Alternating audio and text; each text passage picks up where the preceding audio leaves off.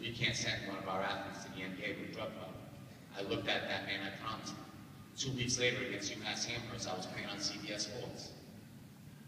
Saturday afternoon at 2 o'clock. Friday night, went out with my friends just for a couple of beers. Since I was your age, it's never been just a couple of beers. 2 beers turned to 8 beers. I picked up the phone, I called my cocaine dealer, and I said, "Meet me out." He said, "Come on, Chris, you're playing on national TV tomorrow on CBS Sports against UMass. I'll meet you out after that game." I said, "If you don't meet me out tonight, somebody else will." Long story short, he met me out at midnight. I did my first line of cocaine at midnight. I did my last line of cocaine at 1:30 the next afternoon. I was sitting in the parking lot watching 15,000 people walk into this arena with 2 girls I had never met before, smoking blunts, drinking beers, and banging lines of cocaine for 13 and a half hours straight, with no sleep and under the influence. I walked into that arena, my heart was beating out of my chest. I got dressed, I warmed up, I played in that game. After that game, they called me into the locker room and they said, "Christopher, great win, good game. But do me a favor, before you leave here, prove me wrong, son. Go in there and take a drug test." When he said that drug test, my NBA dream went out the window. At 21 years old, I put my head down and I said, "Sir, please give me a second chance. I'm going to test dirty for marijuana and cocaine." He said, "There are no more chances, Chris. I told you 2 weeks ago, consequence. So the consequence is this: tonight, we're going to hold a press conference. Tonight, you're going to look into the cameras. Tonight, you're going to announce to the United States, you're going to announce to the nation that you have a cocaine problem at 21 years old. And for your cocaine problem, if you ever want to play here again, you're going to jump on a plane, you're going to fly to Salt Lake City, Utah, you're going to spend 28 days in the treatment center. You're going to address this issue. And if you complete it, I'll let you play in your senior season. But forget about the NBA for now, son." I walked into this press conference, I stood at a podium, I looked in the cameras, and I announced to the nation that I had a drug problem. I looked at my mom and dad, who flew in from Boston, crying in the background. And when that press conference ended, I jumped in my mom and dad's car. They brought me to the airport. I flew to Salt Lake City, Utah. I spent 28 days, and every single night I called my mom. And I said, "I'm not like these people, Mom. Please get me out of here." My mom couldn't get me out of there, man. I had to do the 28 days. But I wasted my time, I wasted their time, and I thought I was above those people. So I jumped on a plane, I flew back to Fresno. I played in my senior season. In my senior season, my wife got pregnant. My son, little Chris, was born. And I was still fortunate enough at the end of that senior season to be drafted, the 3rd pick in the 2nd round by the Denver Nuggets. When I walked into that locker room with the Denver Nuggets, Chauncey Billups, Nick Van Exel, and Antonio McDyess pulled me aside. And they said, "We've seen your story on Rolling Stone magazine, 60 Minutes, your reality show on Fox. We know who you are, man.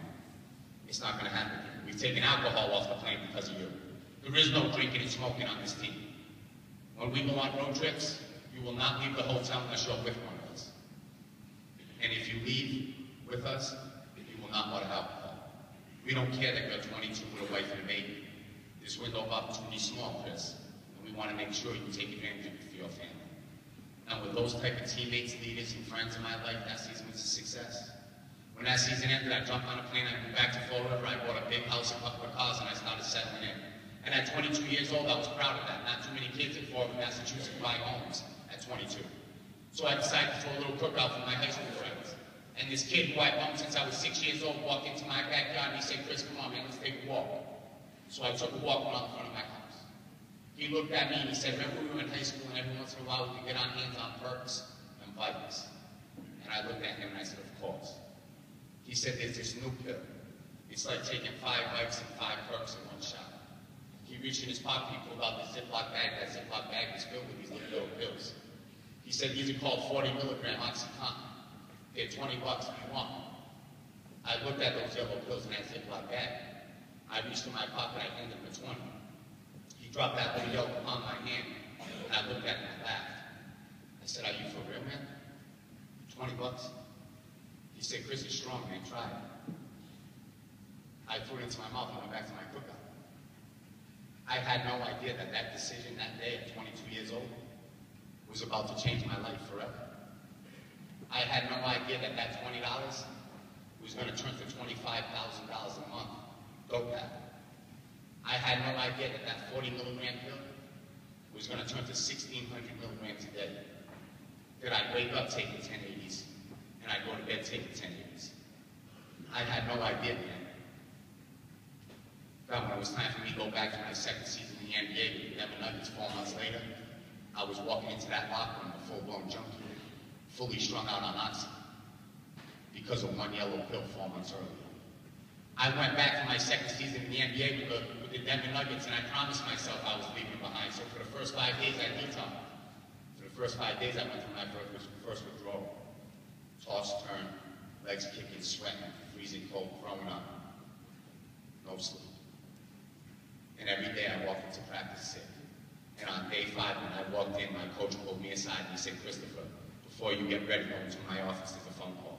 When I walked in, Dan Issel handed me his phone and I answered. It was Rick Pitino. Rick Pitino was the head coach of the Boston Celtics at that time. He said, "Congratulations, son, I just traded for you. I made you the newest member of our team." Since I was that big, I pretended I was a Celtic. I waited my whole life for that phone call. What should have been my dream come true was my nightmare beginning. Because I knew after 5 days off OxyContin, I was jumping on that plane and flying right back to him.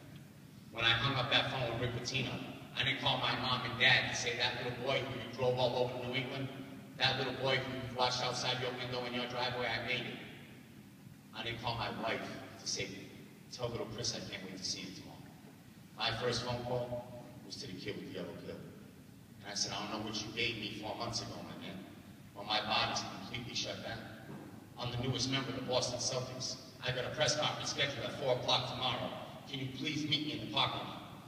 When I pulled into that parking lot for my press conference, all the media were outside waiting for me. I looked over my shoulder and there he was, that kid I'd known since I was 6, sitting in his car waiting. I couldn't get to his car, I had to go in. I walked in, I held my jersey. I took my pictures. I told him it was a dream come true. Told him I waited my whole life for this moment. Told him I can't wait to play underneath the banners and on the park table. I could care less about the Boston Celtics, man. I lied the whole press conference. The only thing I cared about in that press conference was ending, so I could get in that car and end my sickness. When the press conference ended, I jumped in that car, I got my 800 milligrams, and I never looked back. 6 weeks later, I'm in the locker room with Paul Pierce watching TV before the game. Rick Pitino walks in, he taps me on my shoulder, and he said, "Christopher, get ready. You have an hour and 10 minutes. Tonight, you're my starting point guard." I looked at him stunned, because for the first 6 weeks, he wasn't playing me. And for the first 6 weeks, I'd leave a ticket for that kid with the yellow pill. He'd meet me in the players' parking lot after the game. He'd give me my oxys for that night for the next day, but now I need it before the game, man. So I jumped on the phone, I called the kid with the yellow pill, and I said, "In an hour and 10 minutes, my dream's about to come true. Starting point guard for the Boston Celtics, but without you, I can't do it, man." He said, "Chris, I'll try my best, but time's going to be tight." I hung up the phone, I went out and I warmed up on the floor in front of thousands of people, man. But every 10 minutes in a panic, I ran back into the locker room to check my phone. And finally, with 8 minutes to go, he said, "Chris, I'm sorry I'm stuck outside. There's no way I'm getting in there before the game." Head to toe my Celtics warm-ups. I threw the phone back into the locker room. I walked out of the locker room instead of going right to the floor. I went left down the back stairs through the players' parking lot and stepped out into Causeway Street. Causeway Street's the main avenue in front of the Fleet Center. As thousands of people were passing me by in my Celtics warm-ups going in to watch me play, I was walking in the opposite direction in a panic, trying to find that kid with the yellow pills. Finally, I found his car. I reached in, he gave me my 800 milligrams of oxys. I threw it into my mouth, I turned around, I sprinted back to the arena. When I came through the tunnel, I looked up at the clock. The lights were out and there were only 2 minutes left. I had 2 minutes to warm up as a starting point guard of the Boston Celtics. 2 minutes later, they said the words I'd waited my whole life to hear, man. 6'2" guard from Fall River, Massachusetts. Not many people get a chance to hear those words. I waited my whole life and I missed it. I don't remember anything about that game. The only thing I remember is chasing around those yellow pills in a panic before it. 3 weeks later against the Los Angeles Lakers, I was playing against Shaquille O'Neal and he went up to block my shot. He went up to block my shot. I flipped it. When I flipped it, he swung. He missed. He took my shoulder. He tore my rotator cuff and put me into surgery the next morning. That surgery ended my season with the Celtics. When that season ended, I got a phone call from the #1 team in Europe. The #1 team in Europe offered me $500,000 in cash, no taxes. 2 cars, a school, and a beautiful home. 3 weeks later, I convinced my wife to take that deal. Unbeknownst to my wife and our luggage going into that country with my son in my hand, I had 380 oxys, Smuggled. Those 380 oxy smuggled were in there with the best intentions. I had it written down on paper how every day I was going to cut my milligrams down. And finally, after 5 months, I'll finally shake this monster. Unfortunately, OxyContin don't play that way. And after 3 weeks, I ran out of 380s. I woke up dope sick. I had practice in 2 hours, and on my way to practice, I said, today, you have 2 choices. It's either get help or get high. That's it. So on my way to practice, I made one last ditch effort. I pulled into the train station and watched the movie. I parked my car and I watched this little Italian man continuously walk up to the street and serve cars as they pulled up. And after I watched this little Italian man serve cars for about 45 minutes, I said, it's my turn.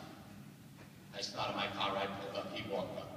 At 24 years old, I couldn't say perk 30s in town. I couldn't say OxyContin in town. At 24 years old, detoxing. All I could think to do was roll up my sleeve and come to my veins.